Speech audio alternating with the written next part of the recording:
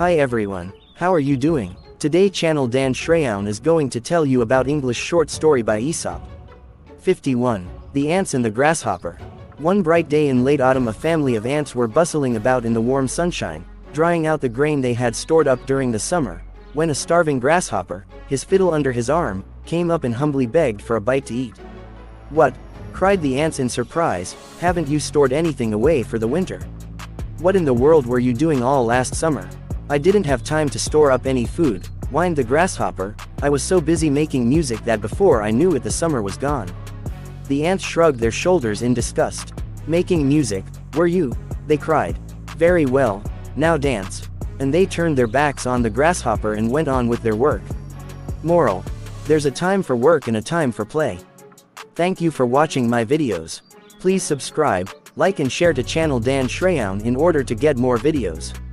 Thank you. Hi everyone, how are you doing? Today channel Dan Sreyoun is going to tell you about English short story by Aesop. 52. The Ass Carrying the Image. A sacred image was being carried to the temple.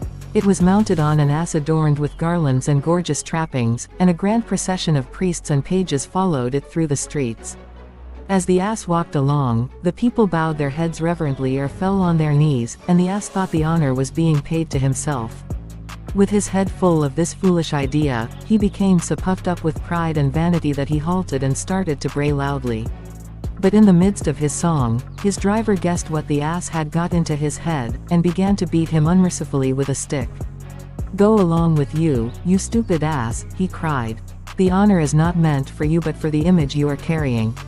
Moral: do not try to take the credit to yourself that is due to others. Thank you for watching my videos.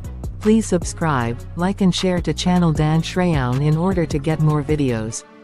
Thank you. Hi everyone, how are you doing? Today channel Dan Sreyoun is going to tell you about English short story by Aesop. 53. A Raven and a Swan. A raven, which you know is black as coal, was envious of the swan, because her feathers were as white as the purest snow. The foolish bird got the idea that if he lived like the swan, swimming and diving all day long and eating the weeds and plants that grow in the water, his feathers would turn white like the swan's. So he left his home in the woods and fields and flew down to live on the lakes and in the marshes. But though he washed and washed all day long, almost drowning himself at it, his feathers remained as black as ever. And as the water weeds he ate did not agree with him, he got thinner and thinner, and at last he died. Moral: a change of habits will not alter nature. Thank you for watching my videos. Please subscribe, like and share to channel Dan Sreyoun in order to get more videos.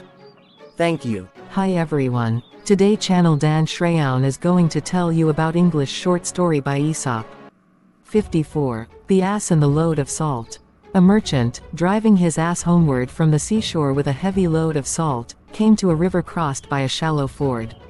They had crossed this river many times before without accident, but this time the ass slipped and fell when halfway over. And when the merchant at last got him to his feet, much of the salt had melted away. Delighted to find how much lighter his burden had become, the ass finished the journey very gaily. Next day the merchant went for another load of salt. On the way home the ass, remembering what had happened at the ford, purposely let himself fall into the water, and again got rid of most of his burden. The angry merchant immediately turned about and drove the ass back to the seashore, where he loaded him with 2 great baskets of sponges. At the ford the ass again tumbled over, but when he had scrambled to his feet, it was a very disconsolate ass that dragged himself homeward under a load 10 times heavier than before. Moral: the same measures will not suit all circumstances. Thank you for watching my videos. Please subscribe, like and share to channel Dan Sreyoun in order to get more videos. Thank you. Hi everyone, how are you doing? Today channel Dan Sreyoun is going to tell you about English short story by Aesop. 55. The Lion and the Gnat. "Away with you, vile insect," said a lion angrily to a gnat that was buzzing around his head. But the gnat was not in the least disturbed. "Do you think," he said spitefully to the lion, "that I am afraid of you because they call you king?" The next instant he flew at the lion and stung him sharply on the nose.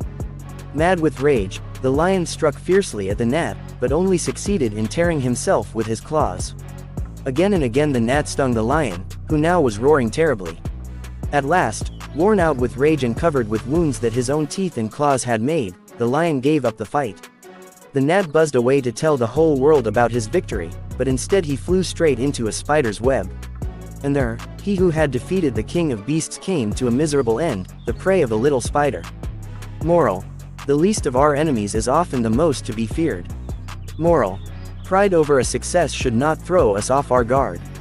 Thank you for watching my videos. Please subscribe, like and share to channel Dan Sreyoun in order to get more videos. Thank you.